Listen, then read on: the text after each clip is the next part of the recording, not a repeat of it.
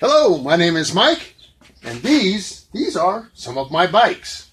I've got a few of them. I've been tinkering with these things for some time, and most of the bikes I work on, I kind of prefer to work on Victories because I've become very, very familiar with them, although I'll work on just about anything. I do have some Excelsior Hendersons here as well. Today we're going to talk about the rear shock on the Victory V92 series bikes. Well, they tend to lose their fluid and they lose their dampening over time. And they're getting harder and harder to find used. They're not cheap. They can be rebuilt.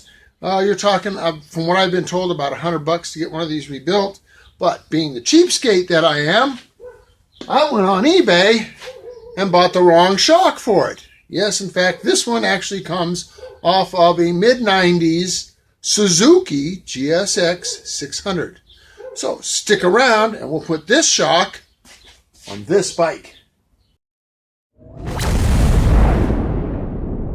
Somewhere in a dusty, dirty back alley in western Arizona is an old fart trying to cram a square peg into a round hole.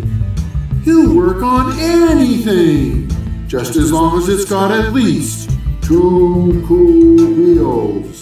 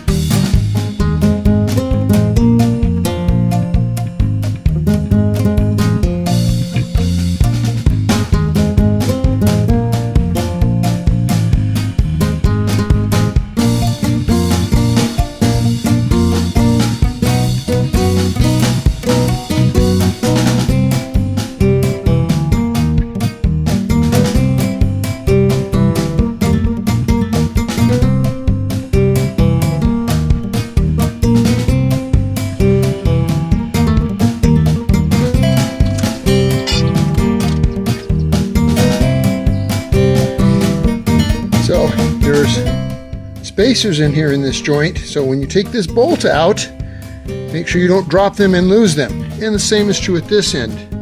There's going to be a nut at the bottom of this. There's not a lot of room between the exhaust and that nut to get that out. When you take this apart, be careful if those pieces drop out, capture them and reinstall them.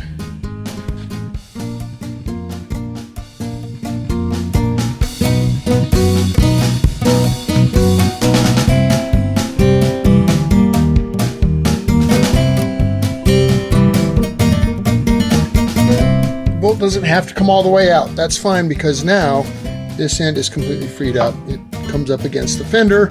It can just stay there. It's not a big deal. Now for the front one. That's more of a challenge.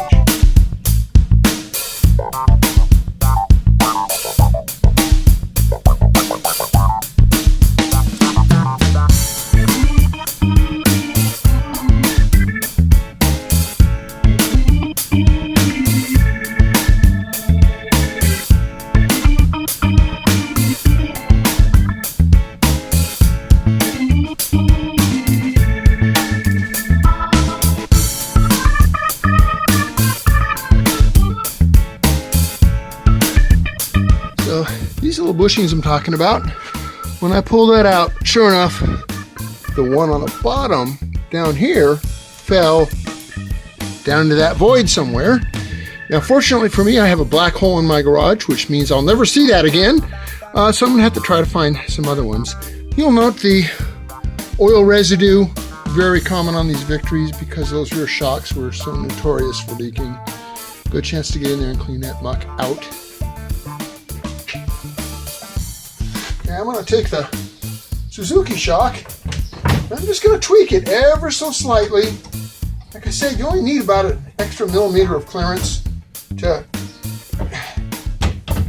just a little nudge on either side, and it should be able to slip over that joint in there and kind of test it out on the old shock. Use that as a template. Not quite, maybe just a tad more.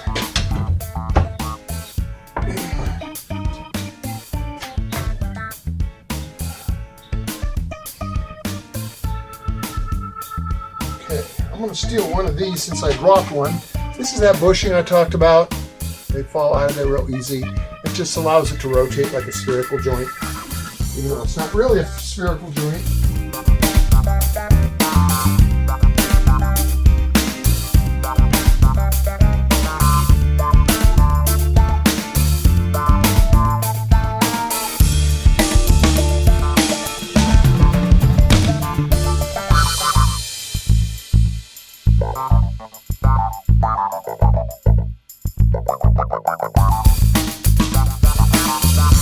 As you can see, get that in here.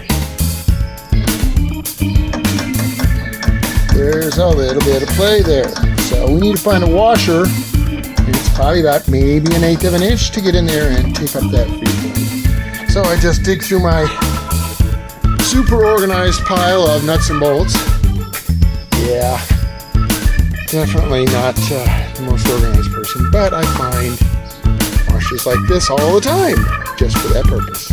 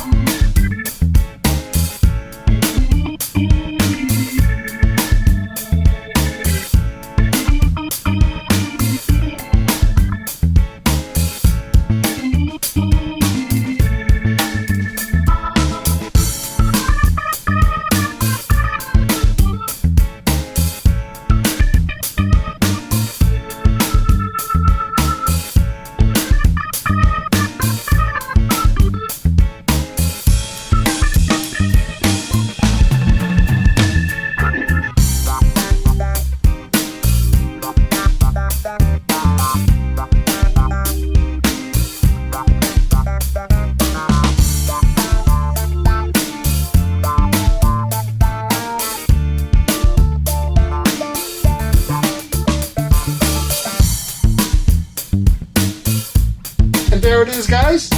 That's how you just go ahead and use another manufacturer's part. Has the correct dimensions, or close to the correct dimensions, and saves us a ton of hassle trying to find hard to find parts. A lot of times it's just a matter of trial and error. I did find if you happen to have a touring cruiser, you can use a rear shock from one of the Vegas or Kingpin, one of the steel frame bikes, by doing almost exactly what I did there. Turns out that the Vegas or Kingpin steel frame bikes, the shock is the correct length, correct spring rate, but the ends are just slightly different. You got to space them out a little, kind of like what we did here. So if you got a touring cruiser, don't despair, there is an alternative. And this time you get to actually use another Victory part, even though it's not the one it maybe calls for. You can often find them for a little bit less money on eBay than the correct one for the touring cruiser. Anyway, now, plenty of dampening. Springs give just a little, comes right back up and stays solid. And that's what we like to feel when we're riding. Not, like going down the street on a motorized pogo stick is what it felt like before. So, time to take it out for another test ride.